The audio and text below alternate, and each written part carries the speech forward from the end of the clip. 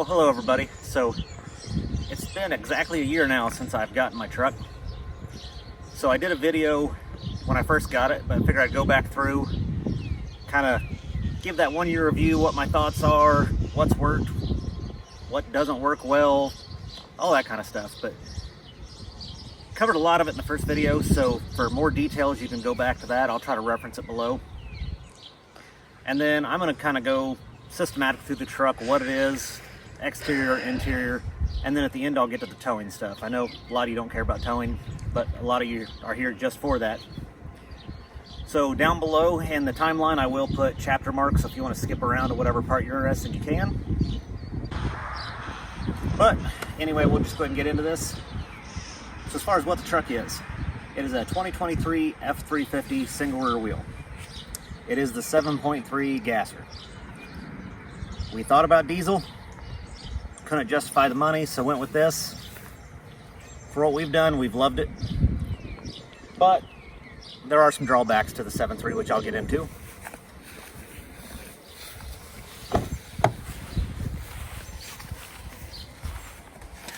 Now, as far as when I ordered, packages that I got, it is the Lariat trim, which I got, let's see where to go. So I did the Pro Power onboard with the generator in the bed, did the twin panel moonroof, the fifth wheel prep package, the roof clearance lights, the spray and bed liner, the dual battery, and then the Lariat Ultimate package. And then that includes upfitter switches, a bunch of other stuff on it, the upgraded audio, there's a whole list. So everything with what I did brought it to $78,550.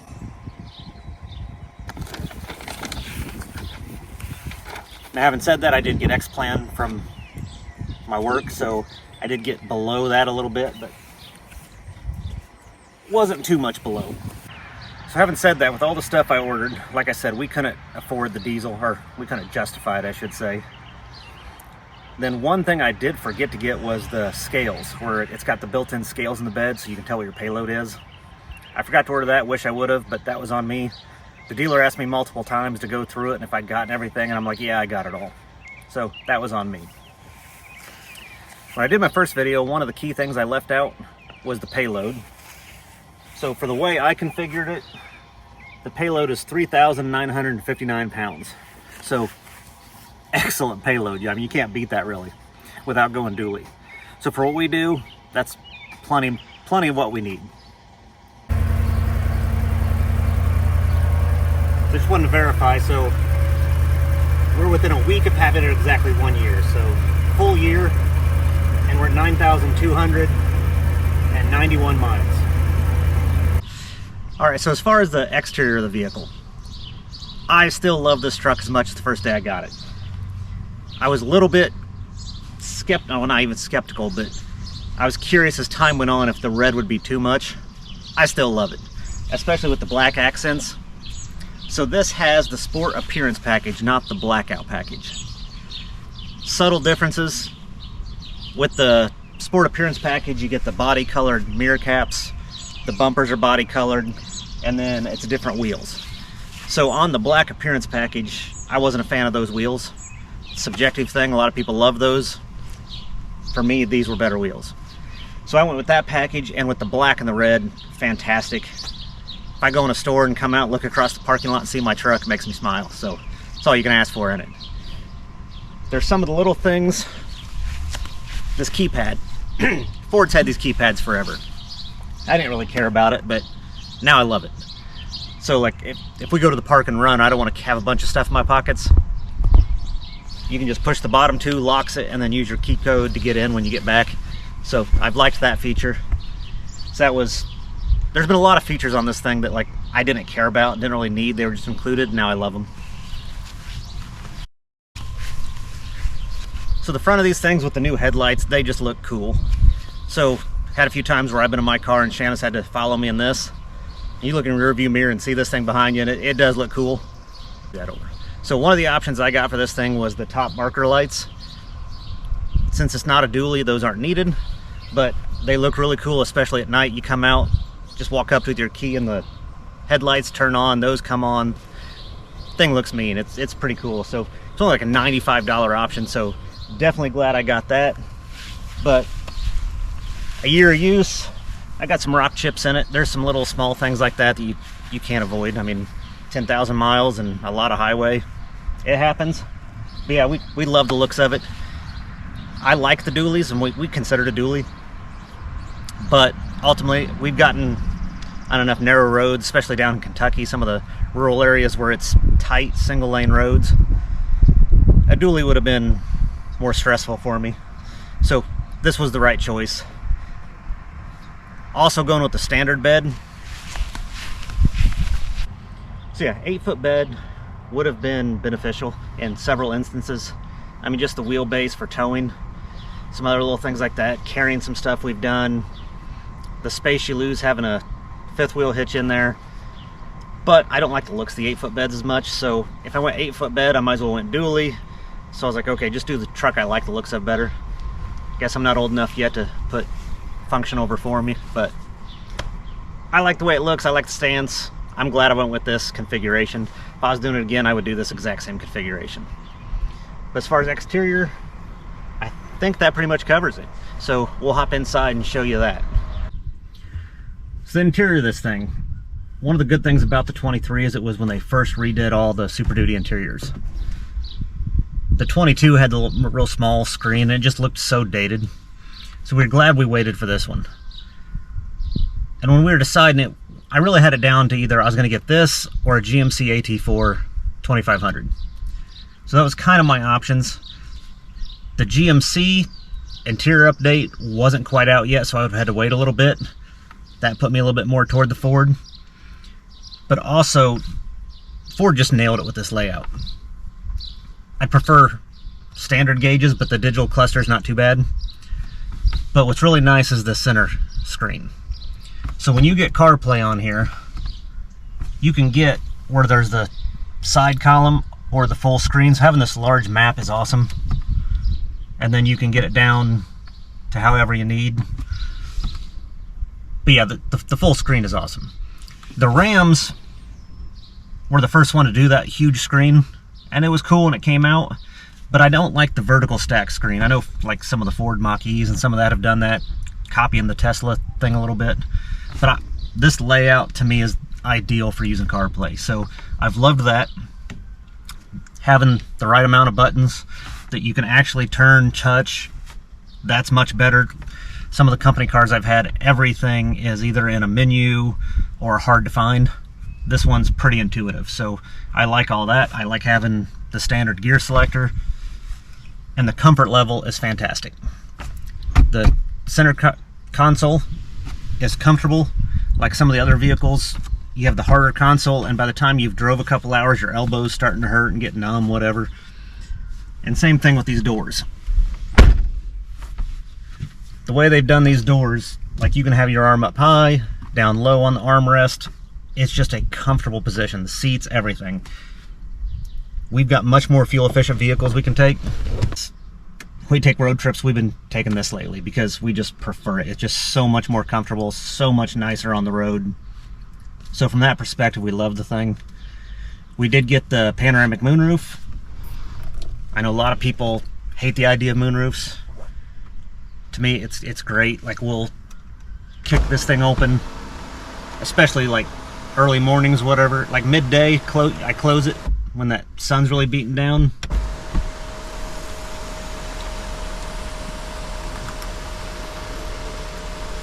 But yeah, by the time you get that thing all the way open, it lets so much light in here. It's just so much brighter and nicer, especially mornings and evenings. So I enjoy it. Plus with the back window open, you crack this, you get a good breeze through. So no complaints on this interior. I will say that the CarPlay is a little glitchy sometimes. It'll connect, but you'll have no audio. And then you end up having to either turn the car off and back on, or the other solution we found is if Shanna's in the car with me, since it's got multiple phones, we just go to the phone list, switch to her phone, and then switch back to mine and the audio will come back on. So that's a little unusual, but I travel a lot for work, I have rental cars all the time, and all these different rental cars have glitchy systems when it comes to CarPlay, and the phone connection, all that. So I'm not really upset about that. But other than that, that pretty much covers the interior. Like, we really don't have complaints on the interior of this thing. So the next big thing on this truck is the engine combination. So we went with the 7.3, which actually when we ordered, that was the only gas option they had. They didn't have the 6.8. I think it's 6.8. That the other smaller option wasn't available yet, which I wanted this anyway. We couldn't afford to spring for the diesel. And for what we've done, this thing's phenomenal. It sounds really good, first off. So I love the exhaust note on it. Has tons of power. So we've pulled a small travel trailer, a 30-foot fifth wheel. We got a car hauler and towed Shanna's Tahoe from Georgia to Indiana. Just no problem. Like, even in Tennessee, Kentucky, going through some of the hill mountain areas, I could be doing 60, 65 mile an hour and get in the left lane and accelerate to pass people going uphill. So the power is just great. The 10-speed works really well. For the size of the truck, it's efficient. I think not towing, I get like 14 mile a gallon, but I don't go easy on it either. My only complaint with this, and it's a towing issue, it's not even if you're not towing, no big deal. But if you're towing going downhill, the transmission, I mean, it does what it's programmed to do, but it'll rev up to try to maintain speed, and then like getting it to downshift. I mean, you can put it into manual and do it yourself, but then you're monitoring that, which if you're towing, you're looking at other things. I hate to have to put it in manual just to tow. So then if you let it do it though, it revs it so high, it's a little annoying. I mean, I know it's not going to hurt the engine or anything, but it would be nice to have the diesel exhaust brake for that. Other than that, I've got no complaints on the 7.3. Well, I guess I do have one complaint, and that's if you get a diesel, it's easier to find upgraded fuel tank options. So being a gas, you can't just go to the truck pumps when you're towing, so it'd be nice if you could get a bigger tank on this, and you might be able to, I just haven't found it yet. But yeah, if you could upgrade the gas tank, that way you could go further and not have to pull into a normal like Pilot or Love's gas pump with a camper behind you. But other than that, no complaints on the 7.3. 10,000 miles, it's been flawless. All right, so as far as upgrades, I have not done much. It'll probably be another couple of years. I'll probably wait till the warranty's out and then start doing some stuff. The only things we've done is in the back, we did this seat cover, which it's a mess back here, so you have to ignore that. We use the truck. But we got the seat cover that goes from the seats up here down and across for the dog, so she can hop in here and not mess up the interior. So have really liked having that. Shanna would kind of like to get one that has the flat that goes all the way across, but we'll get to that eventually. The only other thing I did was the back bed cover. We did the back flip.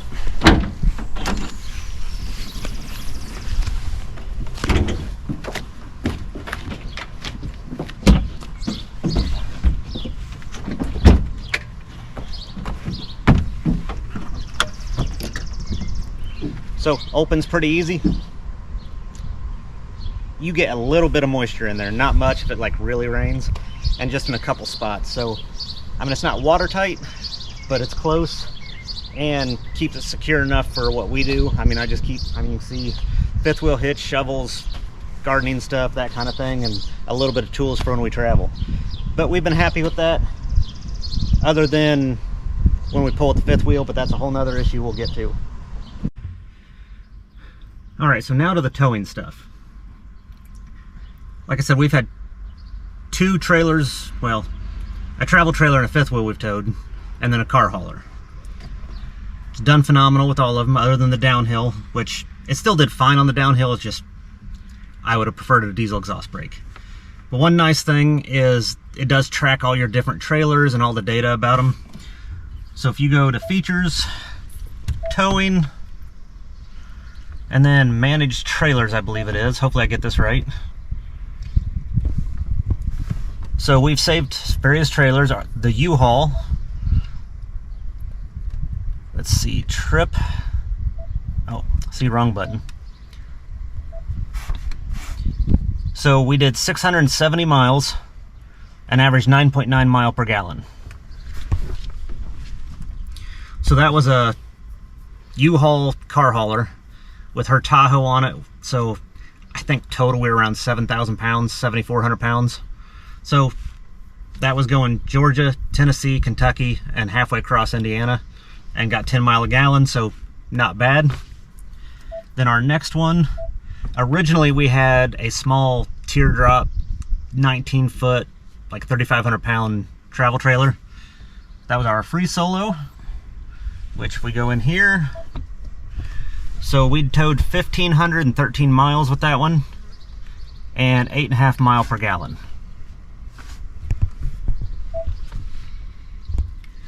So from what I've seen on forums, it seems like if you're towing, it's that 6 to 10 range no matter what.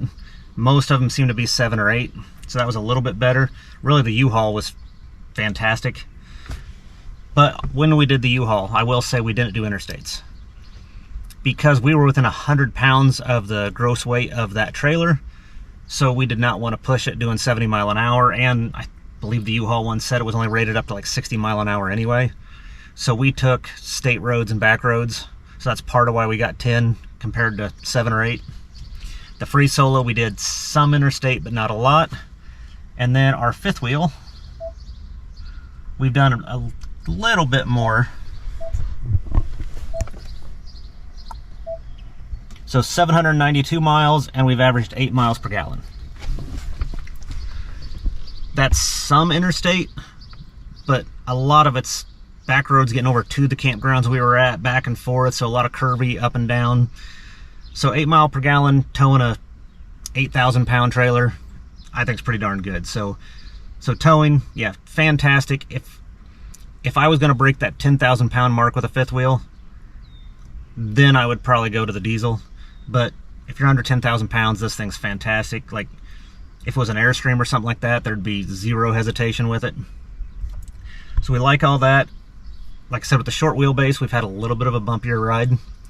I'd like to add some timbrins to it. I don't even say the ride was real bumpy. Most of the time it's great. But you'll hit stretches of road where they have expansion joints that are pretty heavy in them, and it bucks pretty good when you hit those. So I'd like to get the timbrins in there and see what that does. I don't want to go air system necessarily, but that is one of the towing upgrades we would like to do. And now we'll get Shanna's opinion. You can see Shanna is not tall. Not at all. She is, what, 5'3"? 5'2.5". Well, we'll call it 5'3". We'll give you the benefit of the doubt. Okay. And your opinion of driving the truck? I love it. This is one of my favorite vehicles to drive. I just don't drive it much, but I do love it. If you take out the towing, you probably drive as much as me.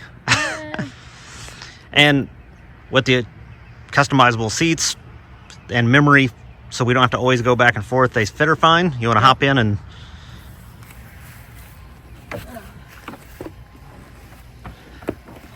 So, fits fine. See, I don't have the complaints, but I don't tow either.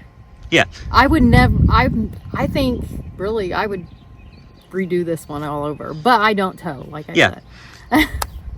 Yeah, the 7.3 is plenty fast for a truck. It's awesome, so it's fun to drive. I like the cooling seats, the heated seats. This heated steering wheel is one of my favorites in the wintertime. Yeah, and the cooling seats is another one of those things where I've never cared about them. I was like, I don't really need those, and now I absolutely love them. Would hate to have another vehicle without them. Now, this is way more comfortable than your vehicle. Yes. So I like driving it. I just don't drive. We don't drive it a lot because it's a gas guzzler. Yeah. I mean. But then we're still. I mean, that's a testament to how comfortable it is. We're driving it even though it's a gas guzzler. That's true. We are, and it tows our fifth wheel, which is. I always wanted a fifth wheel, so that was part of our decision on this truck, because I said I wanted to get a fifth wheel down the road. And I said if we're getting a fifth wheel, I'm getting the truck I want. Yep. So. Which you deserve this. This is your retirement truck. Yep. We're not buying another one. You never know. No, we're not. And he's not doing too many upgrades until my car gets all the way done. Which it's almost there. It needs lifted, and there's a lot more stuff I want done to it. We'll get there. The engine's cool though. Yes. But yeah, I don't know about the braking thing. Like I said, I don't tow, but I like driving it. I just have to think ahead of time where I'm going, what the parking lot's like, and make sure I can get into it. But other than that, and the gas stations, I have to watch gas stations because I don't go in small gas stations if I'm driving this thing. So I look for bigger gas stations. But I drive it when he does travel some, and I get in it and take it from him. Be like, I'm driving truck. But I like this thing. I wouldn't trade it. I know you want a diesel, but I like this thing. Yeah, so as far as me, would I buy it again? Absolutely. Even though I make a lot of jokes about wanting the diesel, and I would like a diesel, not enough to be worth trading in and spending the extra money. Unless something happened to our fifth wheel, which I seriously hope it doesn't, and we had to get another fifth wheel and went bigger for some reason, then I would consider going to a diesel, but I don't foresee that. And I mean, odds are, if we get our house built like we're planning, at that point, even if we did get a different trailer, it'd probably be a travel trailer again. Something that we can hook up and go fast and just do one-nighters and bounce around quicker. So even then, we wouldn't need a diesel. So the 7.3 is fun to drive. It's got tons of power, sounds good. Considering the size of this truck, it gets good mileage. So yeah, zero complaints on that. I would absolutely do it again. I would add the scales to it if I was ordering it again, since I forgot that. But that's the only option that I would really go for that I didn't this time, and I'd planned on it last time. But other than that, we love it. So 1 year down, not quite 10,000 miles. So hopefully we'll get several more years and still be loving it just as much as we are now.